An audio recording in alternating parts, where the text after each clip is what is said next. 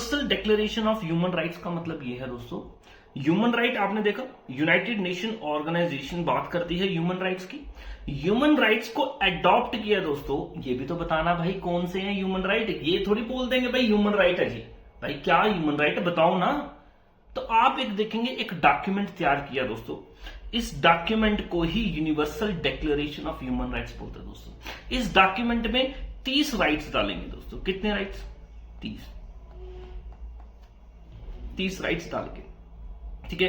और 30 rights 30 different articles में deal करते हैं दोस्तों।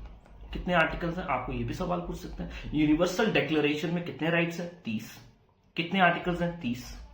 समझ रहे हैं वो क्या है? आप देखेंगे अभी जब हम इन राइट्स को पढ़ेंगे, इन 30 आर्टिकल्स को पढ़ेंगे, आपको देखने में आप ऐसा लगेगा यार ये तो सेम हूबहू फंडामेंटल राइट्स है। बिकॉज इंडियन कॉन्स्टिट्यूशन के जो आप देखेंगे फंडामेंटल राइट्स हैं, कहीं ना कहीं आप देखेंगे मिलते जुलते, इवन पूरे पूरे मिलते जुलते ही आपको देखने को मिले ह्यूमन राइट्स। बिकॉज जो राइट्स है नहीं यार, राइट्स चाहे वो फंडामेंटल है चाहे ह्यूमन राइट्स, इंसान को राइट्स, इंसान की डिग्निटी बनाने के लिए, उसको उसकी पर्सनैलिटी डेवलप करने के लिए उसको राइट दिए जाते हैं। ठीक है जी। पर्सनैलिटी डेवलप कैसे होती है? जब इक्वालिटी बनती है, ठीक है जी। जब उसके साथ जस्टिस होता है, तो जस्टिस इक्वालिटी कैसे होगा? जब उनके पास कुछ राइट्स होंगे, ठीक है जी। अब ह्यूमन राइट्स तो बना दिए भाई, ये लो जी ह्यूमन राइट्स, इंटरनेशनल ऑर्गेनाइजेशंस ने बना दिए ह्यूमन राइट्स। नाउ हर एक मुल्क को अपने अपने देश में इन ह्यूमन राइट्स को इंप्लीमेंट करवाना दोस्तों। कई फीचर हमारे फंडामेंटल राइट्स में भी है दोस्तों, आपको देखने को मिलेंगे। ठीक है जी। चलो स्टार्ट करेंगे हम universal declaration of human rights दोस्तों। The universal declaration of human right is a document. क्या है? डॉक्यूमेंट है दोस्तों, ठीक है। That acts like global road map for freedom and equality, ठीक है। Protecting the rights of every individual everywhere, every individual everywhere, irrespective of religion, nationality, country, sex, gender, ठीक है। कुछ नहीं लेना देना आपके पास, ये इसीलिए है बिकॉज यू आर ह्यूमन। अब ह्यूमन वो लड़का है, वो लड़की है, ट्रांसजेंडर है, वो कोई भी हो सकता है। समझ रहे ना आप बात? सिंपल बात है, ठीक है। वो कोई भी हो सकता है। आगे चलेंगे। It contains 30 rights. कितना राइट्स है दोस्तों? 30 राइट्स आपको यहां पे देखने को मिलेंगे। और it was the first time countries agreed on freedom and rights that deserve universal protection in order for the every individual to live their life freely, equally and dignity. Universal declaration बोल रहा है, जब हमने इसको adopt किया, ये पहली दफा ही ऐसा हुआ कि जब कंट्रीज मिलके सामने, भाई अपने अपने देश में तो सारे कर रहे थे। इंग्लैंड में मैग्ना कार्टा आया, ठीक है नहीं, मैग्ना कार्टा आ गया दोस्तों, ठीक है। देन आप देखेंगे यूएस में आपका वो बिल आ गया, इंडिपेंडेंस बिल आ गया दोस्तों। देन आप देखेंगे right of citizen and man, France में आ गया दोस्तों, अलग अलग इंडिविजुअल। बट यहां पे क्या हो रहा है? डिफरेंट कंट्रीज मिलके सामने हैं दोस्तों। कब? Post world war. Post world war के बाद में आप देखेंगे सारे लोग मिलके सामने हैं दोस्तों। The universal declaration of human right adopted by the newly establish United Nations, क्योंकि नया नहीं बना था ना वर्ल्ड वॉर के बाद। चलो जी, ऑन December 10, 1948, हमें पता है दोस्तों इंटरनेशनल ह्यूमन राइट्स डे भी कब मनाते हैं? 10 दिसंबर हर साल, ठीक है। और 1948 को पहली बार ये अडॉप्ट किया गया दोस्तों, in response to barbarous acts. Barbarous act किसने किए? वो हिटलर ने, ठीक है। चलो जी, outrage the conscience of the mankind, हिला के रख दिया दोस्तों मैनकाइंड को during the second world war दोस्तों। अब एक इंपॉर्टेंट पॉइंट ये सामने है आपके, इसके आगे तारा बना लेना आप, वो है एलेनोर रूजवेल्ट। एलेनोर रूजवेल्ट दोस्तों, देखो ह्यूमन राइट्स बनाने थे, ह्यूमन राइट बनाने के लिए कमेटी बनाई जाती है दोस्तों। कुछ भी चीज बनाने के लिए कमेटी बनती है, ये नहीं कि हाँ भी किसी ने बोल दिया हो गया, नहीं। फंडामेंटल राइट्स को भी बनाने के लिए कमेटी बनाई गई दोस्तों, ठीक है जी। कोई कमीशन बनाई जाती है, ठीक है। अब यहां पे भी आप देखेंगे एक ऐसी कमीशन तैयार की गई। कमीशन में बोला भाई ड्राफ्ट करो ह्यूमन राइट्स को, ठीक है। ड्राफ्ट करो किसको? ह्यूमन राइट्स को। और उसको बोला गया ड्राफ्टिंग कमेटी। ड्राफ्टिंग कमेटी की जो प्रिजाइडिंग ऑफिसर थी, उनका नाम क्या है? Eleanor Roosevelt. Very important, very important. ये कौन थी? आप देखेंगे American president Franklin D Roosevelt की पत्नी थी दोस्तों। उनकी पत्नी थी कौन? Eleanor Roosevelt. Very important. She chaired the universal declaration human right drafting committee. ये पॉइंट इंपॉर्टेंट है, आप याद रखेंगे आगे। Its adoption recognize human rights to be the foundation for freedom, justice, peace, ठीक है। इन सब चीजों को एस्टेब्लिश करने के लिए ह्यूमन राइट्स की बात दोस्तों ये की गई इंपॉर्टेंट है ना। जल्दी से, वैसे तो आपको पता है, कुछ कैरेक्टरिस्टिक्स देख लेते हैं ह्यूमन राइट्स के फीचर क्या है। भाई पहला फीचर है human rights are universal in nature. Universal का मतलब होता है everywhere to everyone, everywhere and to everyone. भाई आप किसी भी कंट्री को बिलोंग करते हैं, आप किसी भी जेंडर को बिलोंग करते हैं, आप रिलीजन को बिलोंग करते हैं, ये सभी के पास होने ह्यूमन राइट्स सभी को होते हैं। By the virtues of being human it has been, they have been given to you. Simple, ठीक है, यूनिवर्सल है। These are inalienable rights, nobody can snatch these rights from you. समझे? इनएलिएनेबल मतलब इसको कोई छीन नहीं सकता, ना तो इसको कोई स्टेट छीन सकती है, ना इसको कोई और इंडिविजुअल आपसे छीन सकता है। अगर किसी ने इसको छीनने की कोशिश की तो आप बोलेंगे आपके राइट्स में क्या होगी, वायलेशन होगी, और उस पर मुकदमा दोस्तों उस अकॉर्डिंग जो भी लॉ होगा वो होगा। सिंपल। आगे, they are inherent to each person available since birth. बताइए, इनहेरेंट है, इनहेरेंट, इनहेरेंट मतलब एक बच्चा जन्म लेता है, वो इंसान है, तो जन्म लेते के साथ ही उसके ये राइट्स हो जाते हैं दोस्तों। जन्म लेते के साथ ही उसको ये राइट्स क्या है, मिल जाते हैं। ये ह्यूमन राइट्स का फीचर है दोस्तों। They are not lost if a man is not familiar with his rights और if he does not use his right. Very important बोल रहा, अगर किसी बंदे को अपने राइट्स का पता भी नहीं ना, तभी भी उससे ये छीने नहीं जा सकते हैं। ये नहीं है कि तब उसको मिलेंगे नहीं। फॉर एग्जाम्पल मैं आपको बोल रहा हूं, मान लो सपोज एक बंदे को पुलिस उठा के लेके गई किसी केस में, अब उसको ये राइट है कि भाई इसको, ह्यूमन राइट भी है, फंडामेंटल राइट भी है, हमारा ह्यूमन राइट भी है, फंडामेंटल राइट भी है, कि भाई इस बंदे को एक लीगल प्रैक्टिशनर मिलना चाहिए, एक एडवोकेट मिलना चाहिए जो इसको बचाने की कोशिश करेगा। भाई करना तो चाहिए ना। अब बचाने की कोशिश नहीं करेगी, भाई पुलिस तो कहां किसी बंदे को उठा लेगी, जबरदस्ती मनवा देगी मार के, हाँ भाई तू ये गुनेगार, ये भी मान जाएगा बेचारा। तो बेगुनाही जो है प्रूव करने के लिए इसको एक लीगल प्रैक्टिशनर देना, ये ह्यूमन राइट्स है। भाई बिना मुकदमा चलाए इसके ऊपर इसको मार नहीं सकते आप, इसको सजा नहीं दे सकते। तो इसको बंदे को नहीं पता होगा, फिर भी आप देखेंगे स्टेट जो होगी, गवर्नमेंट जो होगी, इसको खुद ब खुद एक लीगल प्रैक्टिशनर मिलेगा दोस्तों, लीगल प्रैक्टिशनर मिलेगा, याद रखेंगे। तो ये है वो बात। अगला, they protect the dignity and personality freedom of human beings. भाई डिग्निटी बनती है ना, जब आपको राइट्स मिलते हैं तो डिग्निटी बनती नहीं है, आपकी इज्जत नहीं बनती। फॉर एग्जाम्पल यार, हर बंदे को वोटिंग का राइट है, चाहे वो अनपढ़ है, चाहे वो लड़की है, चाहे वो लड़का है कि नहीं। अब मान लो पढ़े लिखों को वोटिंग राइट्स मिल जाए, और या फिर जो पैसे वाले हैं उनको मिल जाए, तो ये जो अनपढ़ बंदा है इसमें तो इंफीरियर कॉम्प्लेक्स आएगा कि नहीं आएगा? बिल्कुल आएगा। ये बोलेगा यार हमें वोटिंग राइट नहीं है, यार हम गरीब बंदे हैं, हमें कोई वोटिंग राइट नहीं है। ठीक है, एक बार ये फीलिंग आएगी। या फिर हम अनपढ़ बंदे हैं, इनको लगेगा हम इंसान ही नहीं है शायद। समझ रहे हैं? तो ये सारी चीजें बंदे की पर्सनैलिटी को डेवलप करवाती है दोस्तों, पर्सनालिटी को डेवलप करती हैं। और ये these are some important characteristics of human rights. अब हम पढ़ने जा रहे हैं दोस्तों हमारे वो 30 इंपॉर्टेंट आर्टिकल्स। सारे के सारे आर्टिकल्स आपको याद करने की जरूरत है नहीं, इवन कि मेरे हिसाब से आपको कोई भी आर्टिकल्स याद करने की जरूरत नहीं, बट आपको ये एक पता होना चाहिए क्या ये ह्यूमन राइट है, क्या ये ह्यूमन राइट नहीं है, कम से कम। ठीक है जी, ये आपको बात कम से कम तो पता होनी चाहिए। The following are the 30 important rights which have been mentioned in Universal Declaration of Human Rights। दोस्तों चलते हैं। आर्टिकल 1 क्या बोलता है दोस्तों? ये सिंपल सी बात है। All human beings are born free and equal in dignity and rights. They are endowed with reason and conscience, should act towards one another in spirit of brotherhood। इन सब को छोड़ के आप इतनी सी बात याद कर लें, all are born free। Simple. पहला राइट ये बोलता है कि एक इंसान जब पैदा होता है ना, तो भाई वो फ्री है। वो क्या है? फ्री है, ये आजाद है, और ये आजाद ही रहना चाहिए दोस्तों। सिंपल सी ये बात बोल दी, सिंपल।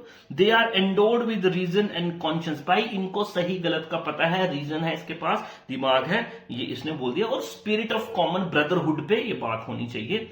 सिंपल। आर्टिकल 1 बोलता है एवरीवन इज बोर्न फ्री। आपको ये पूछ सकता है which article describes everyone is born free? Article 1।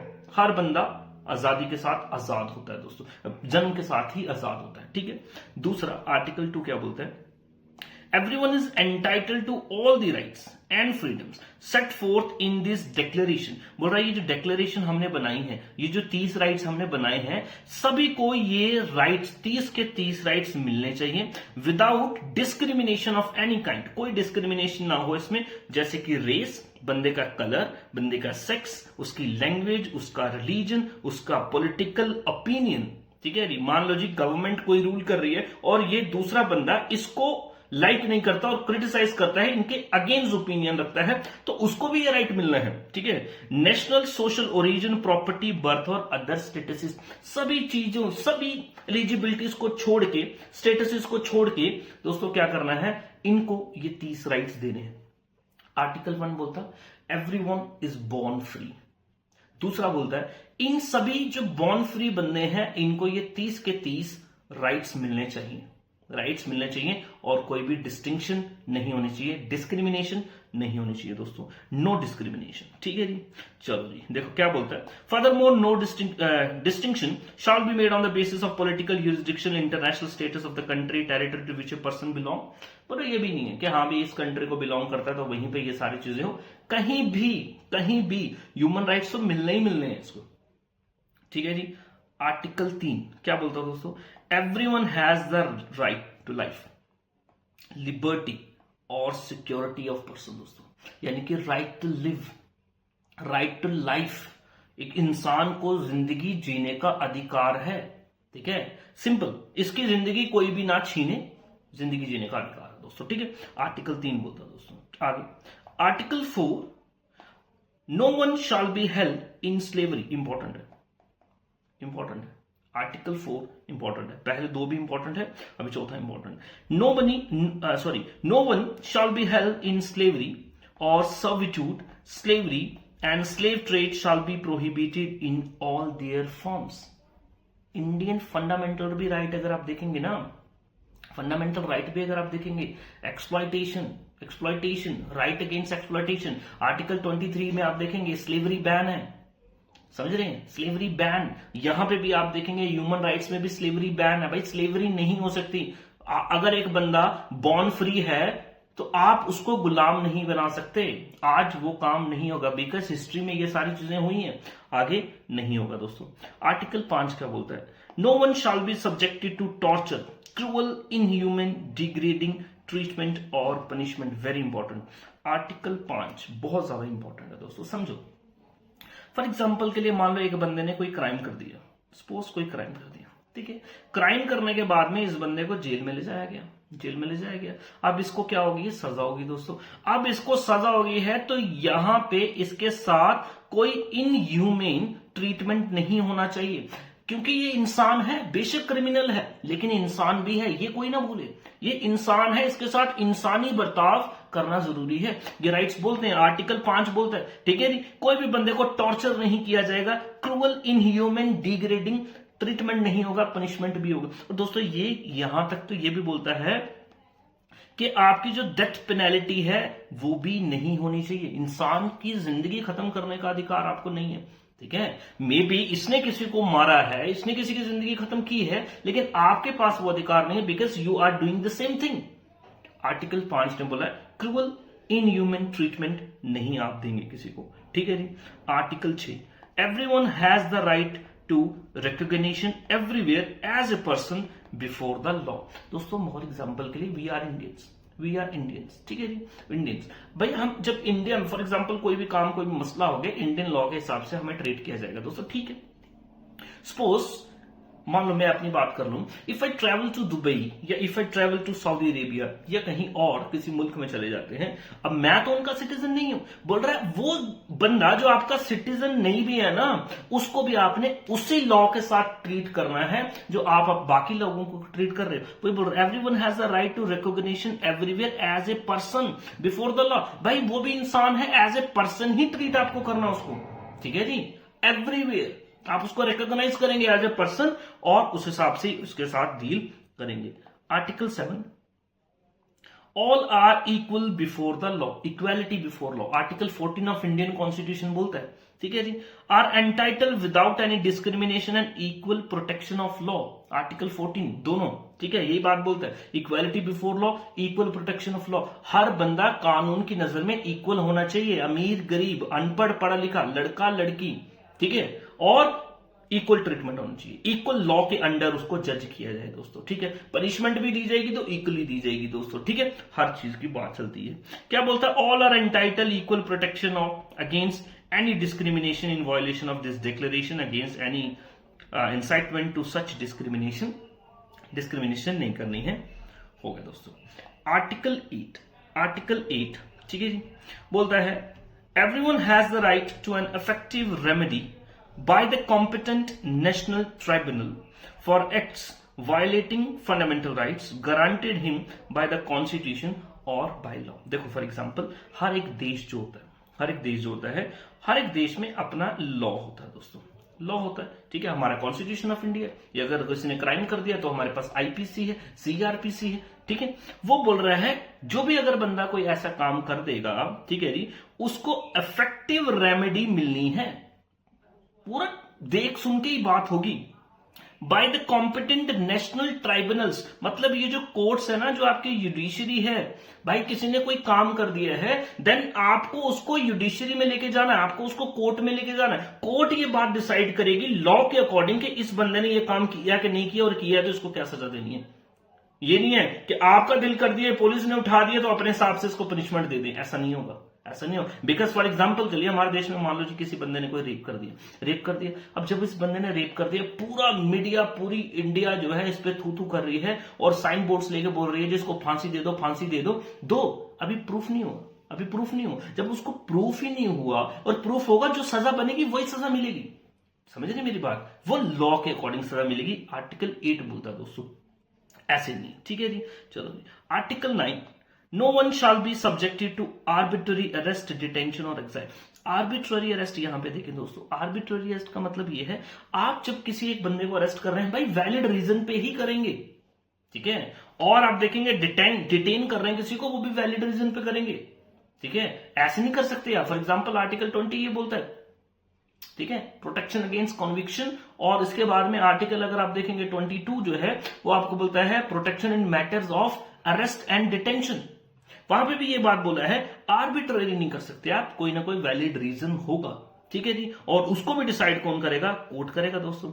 Everyone is entitled in full equality to a fair and public hearing by an independent impartial tribunal in determination of his rights obligation of any criminal charge against him, कोई, ठीक है, arbitrary tension नहीं हो सकता, अगर उसने कोई काम किया तभी उसको उठाया जाएगा, और इसको पूरा का पूरा प्रॉपर मौका दिया जाएगा कि ये लीगल प्रैक्टिशनर के द्वारा डिफेंड किया जाए, और जो इसके अगेंस्ट चार्ज लगे हैं वो, ठीक है, दोनों तरफ से बैटल होगी दोस्तों, एक पक्ष जो है इसको गिल्टी प्रूफ करने की कोशिश में करेगा, दूसरा पक्ष जो है दोस्तों इसको इनोसेंट बनाने की कोशिश करता है। ये जरूरी है दोस्तों, ये बड़ी चीज इंपॉर्टेंट है, आप समझे मेरी बात, ऐसा नहीं ना होगा तो सब चीजें खत्म है। फॉर एग्जांपल किसी को भी पुलिस उठा के लेके जाएगी और किसी को भी मनवा देगी जबरदस्ती, समझ रहे, तो ये जो मैकेनिज्म है ना पूरा, कि केस चलता है, पूरे सबूत आते हैं, देन कोर्ट डिसाइड करता है चीजों को, ठीक है, अदरवाइज डिसाइड करना और डिसाइड कर मीडिया डिसाइड कर देगी 2 मिनट में मीडिया डिसाइड कर देगी, हाँ भाई कैमरा देखो जी इस चेहरे को, ये बंदा ही है जिसने ये काम किया है, ठीक है, और लोग बोलेंगे हाँ भाई ठीक है, ठीक है जी, शक्ल मासूम होगी तो लोग बोलेंगे नहीं किया होगा, शक्ल खूंखार होगी मेरे जैसी तो बोलेंगे किया है, इसी ने किया, समझ रहे, तो इसलिए ये जरूरी है। Article 11, everyone charged with a penal offence, मान लो जी किसी ने अगर कोई काम कर दिया, कोई क्राइम कर दिया जिस पे चार्ज लगाया गया है, has the right to be presumed innocent until proved guilty according to law in public trial in which he has had all guarantees necessary for the defense। very important, जब तक article 11 बोलता है इनका, जब तक ये बात प्रूफ ना हो जाए, कि इस बंदे ने ये काम किया है, तब तक के लिए ये माना जाएगा ये बंदा इनोसेंट है, ठीक है जी, ना तो उसकी इज्जत के अगेंस्ट कोई बोलना चाहिए, ना उसको कोई एज सच पनिशमेंट, कोई उसको ट्रीटमेंट ऐसा मिलना चाहिए, बिकॉज अभी तक प्रूफ नहीं हुआ, ठीक है। ह्यूमन राइट्स है दोस्तों, ह्यूमन राइट है। और इससे पहले ही अगर कोई करता है तो इस बंदे का ह्यूमन राइट तो एबॉलिश होगा। क्यों? इसका नाम बदनाम बाद में पता लगा यार इसने तो किया ही नहीं, इसने तो किया ही नहीं, और लोगों ने इतनी बदनामी कर दी इस बेचारे की। अक्सर होता है ये, ठीक है। तो वो ये बोलता है, no one shall be held guilty of any penal offence on the count of any act omission which did not constitute a penal offence under national international law. किसी बंदे को गिल्टी नहीं माना जाएगा अगर उस लॉ के हिसाब से वो नहीं चला। आपके हिसाब से नहीं चलेगा, उस लॉ के हिसाब से चलना चाहिए जो लॉ बनाया गया है। अगर उस अकॉर्डिंग उसने कोई काम किया है तभी वो गिल्टी माना जाएगा, वो भी प्रूफ होने के बाद में दोस्तों, ठीक है जी। इसी में एक और इंपॉर्टेंट पॉइंट है, बोल रहा है nor shall a heavier penalty be imposed than the one that was applicable at the time penal offence was committed. बोल रहा है जितनी सजा उसकी बनती है ना, जब सजा भी अगर देनी है, मान लो जी पता लग गया भाई इसने कोई काम किया है, कोई इसने किसी को मारा है, तो उसको जब सजा देनी है ना, सजा जब उसको देनी है ना, आर्टिकल 20 भी यही बोलता है, conviction in matters of conviction, ठीक है, ठीक है। इसको क्या बोलता है? नो डुअल जियोपार्डी, जियोपार्डी मतलब एक से ज्यादा दफा सजा नहीं दे सकते यार आप उसको, ठीक है। तो ये बात आर्टिकल 11 बोलता है ह्यूमन राइट्स का। Article 12, no one shall be subjected to arbitrary interference with privacy, right to privacy, ठीक है जी। जरूरत पड़ने पे, चलो जरूरत भी है करने पे, गवर्नमेंट को प्राइवेसी में भी इंटरफेयर करना पड़ता है, बट क्या बोलता है? आर्बिट्ररी इंटरफेरेंस नहीं है, मन माने चाहे से, किसी का दिल कर रहा है इंटरफेयर कर दिया, नहीं। किसी की फैमिली में, किसी के होम में और correspondence, nor to attack upon his honour, very important. एक तो आर्टिकल 12 प्राइवेसी की बात करता है, दूसरा आर्टिकल ये ऑनर की बात करता है। भाई किसी की बदनामी, किसी को डिफेम नहीं करना है, क्योंकि इंसान की एक इज्जत की भी कीमत है, ठीक है। एक इंसान इंसान तभी है जब तक उसकी इज्जत है, ठीक है जी। चलो जी, upon his honour and reputation, ठीक है। Everyone has the right to the protection of law against such interference और अटैक, इसके पास राइट है इसका। आर्टिकल 13 क्या बोलता है? Everyone has the right to freedom of movement, हमारे आर्टिकल 19 में दिया गया। Fundamental right 19, right to freedom क्या बोलता है? Freedom of movement, residence within the border of each state, everyone has the right to leave any country including his own to return home, यानी कि internal movement, external movement. Indian citizen Indian states में भी घूम सकता है भाई, कोई प्रतिबंध नहीं है उस पर, ठीक है। और ये क्रॉस कंट्री भी घूम सकता है भाई, यूएस जाना चाहता तो इसको कोई रोके ना, ठीक है, क्योंकि ये जाना चाहता है तो इसको वैलिड रीजन देखा जाए, मैं प्रॉपर जाना चाहता है, जाना दिया जाए, समझ गए। चलो दोस्तों आगे, आर्टिकल 14 क्या बोलता है? Everyone has the right to seek और to enjoy in other countries asylum from persecution, very important. Article 14 बात करता है असाइलम की। दोस्तों असाइलम का मतलब ये होता है, फॉर एग्जाम्पल के लिए मान लो जी इंडिया में नॉर्थ ईस्ट में, इंडिया के नॉर्थ ईस्ट में नागालैंड में, सपोज नागालैंड में कोई प्रॉब्लम क्रिएट होगी वहां पे, या मणिपुर में कुछ प्रॉब्लम क्रिएट हो रही है, लोगों जो एक दूसरे को मार रहे हैं, मेजॉरिटी माइनॉरिटी को मार रही है, सपोज ऐसा हो, ठीक है जी।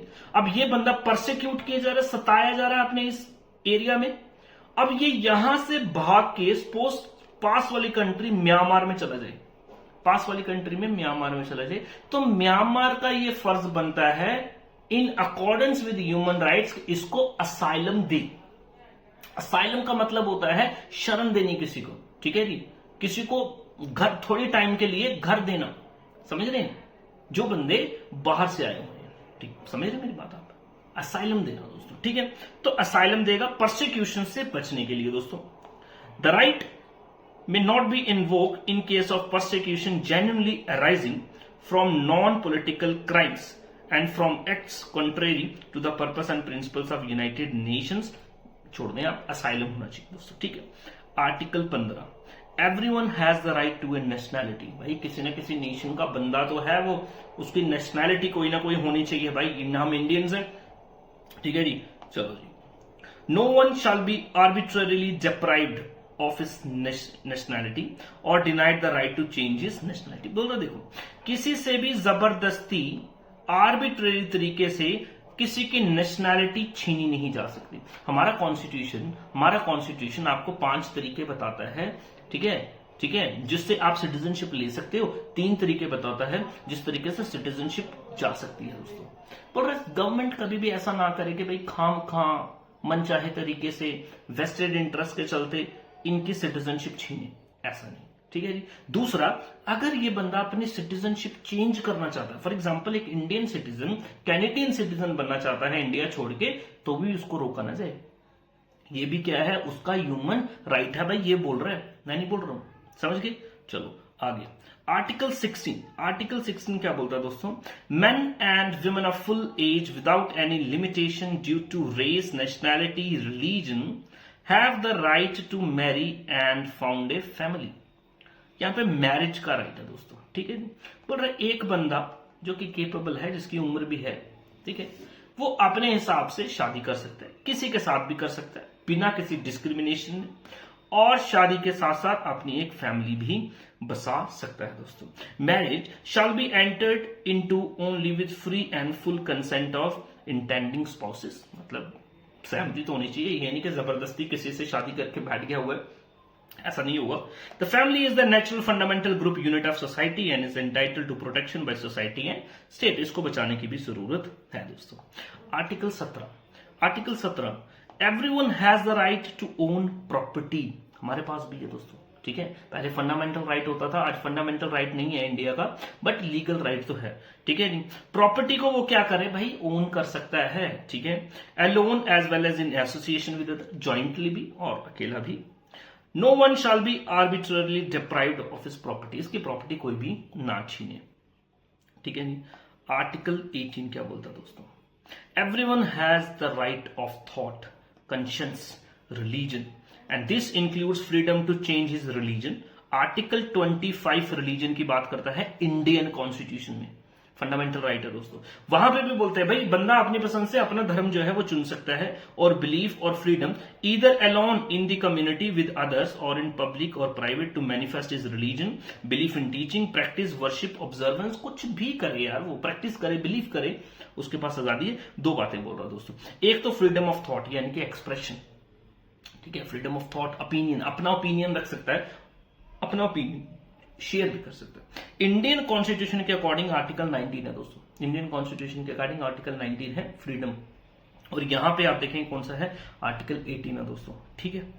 चलो दोस्तों, आर्टिकल 19 क्या बोलता है, everyone has the right to freedom of opinion expression, the right include freedom to hold opinion without interference, seek, receive, impart information, ideas through any media regardless of frontiers। दोस्तों ठीक है जी, राइट टू इन्फॉर्मेशन ये है, government के काम क्या कर रही है, गवर्नमेंट हमारा पैसा कहां जा रहा है, ये भी जानने का अधिकार है, गवर्नमेंट को क्रिटिसाइज करने का भी अधिकार है दोस्तों, सिंपल सी बात है, इंडियन कॉन्स्टिट्यूशन में भी है दोस्तों।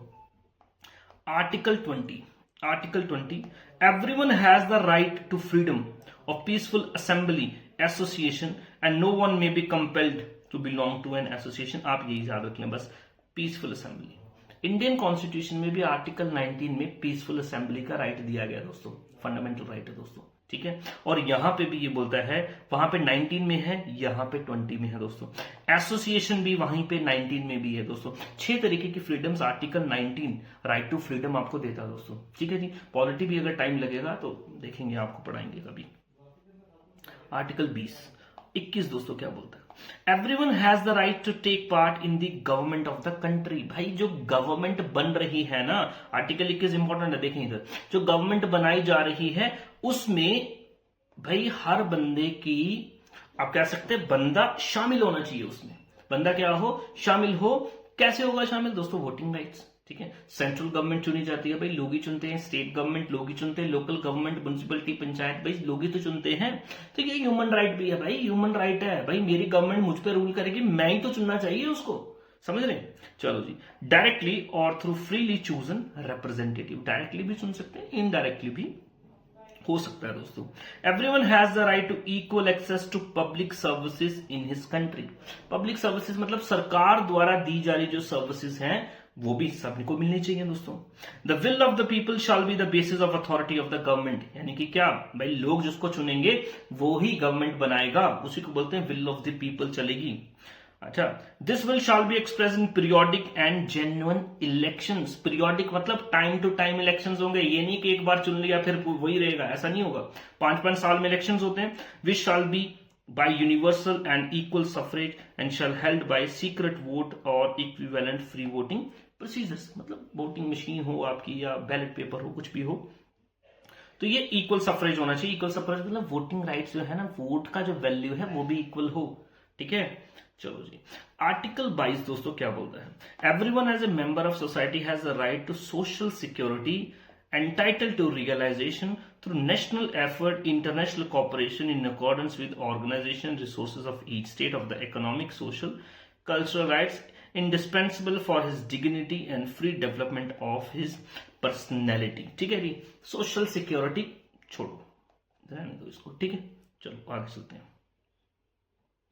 आर्टिकल 23 दोस्तों, everyone has the right to work, important, तारा बनाओ, everyone has the right to work, हर बंदे के पास काम करने का अधिकार है, और काम भी कैसा, जो इसका दिल को अच्छा लगे। भाई ये बंदा पढ़ा अच्छा सकता है तो टीचर बनेगा, ये बंदे को साइंस अच्छी आती है इंजीनियर बनेगा, ये बंदे को बायो मेडिकल अच्छी आती है डॉक्टर बने, भाई कुछ भी करे, irrespective of caste, irrespective of religion, ठीक है जी। A free choice of employment to just favourable condition of work, भाई ये जो कंडीशन ऑफ वर्क्स भी है ना वो भी जस्ट होने चाहिए। जस्ट मतलब कि भाई ये नहीं हो कि इसकी जान ही ले ले कोई, ठीक है। फॉर एग्जांपल के लिए 8 घंटे की नौकरी करनी है, एक लेबर है फॉर एग्जांपल के लिए, इट डजंट मीन कि 8 घंटे की इसको नौकरी करनी है तो इसको पानी तक भी पीना न दिए जाए, बीच में खाना खाने की रेस्ट भी न दिए जाए, तो वो जस्ट कंडीशंस नहीं होंगी, ठीक है जी। प्रोटेक्शन अगेंस्ट अनएम्प्लॉयमेंट, स्टेट का काम है अनएम्प्लॉयमेंट कम करे। Everyone without any discrimination has the right to equal pay for equal work, gender discrimination याद है आपको, हमने पढ़ा, ठीक है। चलो जी, gender, equal work equal pay दोस्तों, ठीक है जी। चलो जी, everyone who work has the right to just and favourable remuneration ensuring for himself, his family an existence worthy of human dignity, supplemented if necessary by the means of social protection, ठीक ठाक उसको मतलब पैसे मिलने चाहिए, गुजर बसर उसका हो। ये काम किसको करने हैं, इंश्योर कौन करेगा, स्टेट करेगी, गवर्नमेंट करेगी एक देश की, ठीक है। Everyone has the right to form joint trade union for the protection of his interest दोस्तों, ठीक है। Article 24, right of rest and leisure, rest मतलब फ्री टाइम, फ्री टाइम में आपको एटलीस्ट रेस्ट मिलनी चाहिए। रेस्ट मिलनी चाहिए मतलब ये आप स्कूल में जाते हैं, स्कूल में जाते हैं तो आपका इंटरवल होता है, रिसेस होती है, रेस्ट। लेबर हमारे घर पे काम करती है दोस्तों, ठीक है। आप देखेंगे वो भी, आप देखेंगे दोपहर को चाय का भी उनका रेस्ट होता है, चाय पीने के लिए रेस्ट होता है, दोपहर में खाना खाने के लिए रेस्ट होता है कि नहीं। ये थोड़ी जान थोड़ी लेनी है इसकी, including reasonable limitation working hour, working hour भी लिमिट में ही होने चाहिए दोस्तों। पीरियोडिक हॉलीडेज भी होने चाहिए और उसके पैसे भी मिले, ये नहीं कि उसके पैसे काट लें। पीरियोडिक हॉलीडे फॉर एग्जाम्पल के लिए यूजुअल आप देखेंगे संडे को मतलब नॉर्मल छुट्टी आपकी रहती है, छुट्टी आपकी रहती है, ठीक है, वही है यहाँ पे, ठीक है। चलो जी, वहीं अगर आप देखेंगे लेबर जो है, हमारी लेबर कमीशन जो है इंडिया में, आप देखेंगे जितनी भी दुकानें होती हैं, बिजनेसेस होते हैं, उनका एक फॉर्म बना होता है, फॉर्म ऑफ रजिस्ट्रेशन, तो उसमें आप देखेंगे एक दिन की छुट्टी भी लिखाई होती है कि भाई छुट्टी देनी है आपको अपने एम्प्लॉयज को। तो ये भी एक ह्यूमन राइट है, ठीक है, हर बंदे को रेस्ट करने का भी तो अधिकार है। Article 25, everyone has the right to a standard of living educate for the health, ठीक है। स्टैंडर्ड ऑफ लिविंग बोलता है ऐसा लिविंग स्टैंडर्ड हो जिससे हेल्थ बेनिफिट्स ठीक रहे, हमारे हेल्थ ठीक रहे, वेल बीइंग ऑफ हिमसेल्फ हो end of his family including food, clothing, housing, medical care, necessary social services, right to security in the event of unemployment, sickness, disability, widowhood and old age or lack of livelihood in circumstances beyond his control। Very important दोस्तों, very important. Indian constitution में भी different features आपको इसके देखने को मिलते हैं। Article 25 के देखो क्या बोलते हैं, बोल रहे जी पहली बात तो ये लोगों को काम जाम जो है वो गवर्नमेंट का कराने का जरूरत है, ठीक है जी। दूसरा बोल रहा है अगर काम किसी को ना मिले डिफरेंट रीजन, मान लो ये बंदा बूढ़ा है तो इसको पेंशन लगनी चाहिए, ये बंदा डिसेबल है इसको भी कुछ गुजर बसर के लिए इसकी पेंशन लगनी चाहिए। और आप देखेंगे गवर्नमेंट करती है, ओल्ड एज पेंशन चला रही है गवर्नमेंट, डिसेबल को पेंशन चलाती है गवर्नमेंट, ठीक है जी। तो ये हो दोस्तों, इसके साथ में लोगों का स्टैंडर्ड ऑफ लिविंग बढ़े। कैसे बढ़ेगा भाई, अच्छा खाना, न्यूट्रिशियस फूड उनको मिले, ठीक है, अच्छा क्लोथिंग उनको मिले, अच्छा रहने का घर उनको मिले। फॉर एग्जांपल के लिए जैसे स्लम एरियाज है उनको हटा के वहां पे फ्लैट्स बनाए जाए, जिनके पास घर नहीं है उनको घर दिए जाए। प्रधानमंत्री आवास योजना का अगर आपने नाम सुना होगा तो ये क्या करती है, लैंडलेस लोग जिनके पास घर नहीं है उनको घर देना अफोर्डेबल प्राइसेस पे, समझ रहे। चलो दोस्तों, article 26, everyone has the right to education, हमारे भी यहाँ पे दोस्तों फंडामेंटल राइट है दोस्तों, फंडामेंटल राइट, डायरेक्टिव प्रिंसिपल भी है, आर्टिकल 21 कैपिटल है, एलिमेंट्री एजुकेशन वो बोलता है। यहां पे भी ये बोलता है ह्यूमन राइट्स के भाई हर बंदे को पढ़ने का अधिकार है। भाई गवर्नमेंट तुम ऐसे बंदोबस्त करो कि ये बंदा पढ़े, ठीक है, और गवर्नमेंट करती है। Education shall B free, free होना चाहिए, हमारे यहाँ पे तो टैक्स भी लग जाता है, at least in the elementary and fundamental stages. तो गवर्नमेंट देखो, गवर्नमेंट ने एलिमेंट्री स्कूल्स बनाए हुए हैं दोस्तों, एलिमेंट्री भी है, हाई स्कूल्स भी हैं, कॉलेजेस भी हैं, जहां पे एजुकेशन आप देखेंगे फ्री ऑफ कॉस्ट प्रोवाइड की जाती है, थोड़े बहुत पैसे होते हैं, आपके प्रोसीजर है एडमिशन का। तो ये कहीं ना कहीं आप देख सकते हैं इंप्लीमेंटेशन ऑफ ह्यूमन राइट्स ही है। Elementary education shall be compulsory, technical and professional education shall be made journal available, and higher education shall be equally accessible to all in the basis of merit। पहले तो elementary education तक तो free करो, उसके बाद की education available होनी चाहिए लोगों के पास, ठीक है। चलो दोस्तों, education shall be directly to the full development of human personality, strengthening और respect of human rights, fundamental freedom. दोस्तों बोल रहा है जी कैसे होनी चाहिए, कैसी एजुकेशन कैसे होनी चाहिए कि इंसान की डेवलपमेंट हो। ये ना हो बेचारा ग्रेजुएशन करके निकलता है और देखता है यार क्या हुआ, ना कोई नौकरी लगी, ना कुछ हुआ, ना कोई पैसे बन रहे, बेचारा घूम रहा अनएम्प्लॉयड, ठीक है जी। Parents have a prior right to choose the kind of education that shall be given to children. दोस्तों अगला दोस्तों article 27, everyone has the right freely to participate in the cultural life of the community, to enjoy the arts, to share in scientific investment in benefits, not so important। सभी के पास ये भी right है कि अपनी कल्चरल लाइफ में involve हो, भाई कोई भी इसमें इंटरफेयर ना करे यार।